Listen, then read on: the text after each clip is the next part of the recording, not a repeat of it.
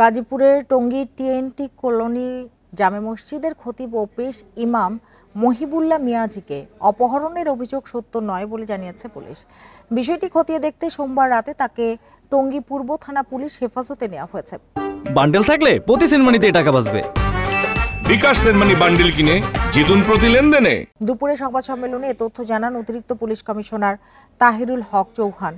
তিনি বলেন, গত 22 অক্টোবর বাসা থেকে বের হয়ে নিখোঁজ হন ইমাম মহিবুল্লাহ। পরদিন পঞ্চগড় থেকে শিকল বাঁধা অবস্থায় উদ্ধার করা হয় তাকে। এ ঘটনায় থানায় অপহরণ মামলা হয়েছিল।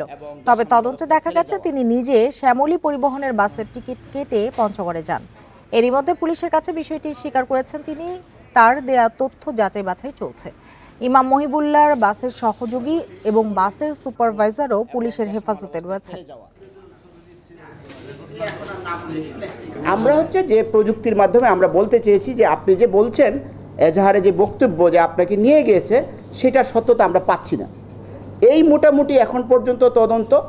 এখন এই ঘটনায় এর পিছনে কারো ইন্ধন রয়েছে কিনা, কি অবজেক্টিভ ওনার মধ্যে রয়েছে, আরও কারো জড়িত রয়েছে কিনা, এটি এখনও আমরা স্পষ্ট করতে পারিনি।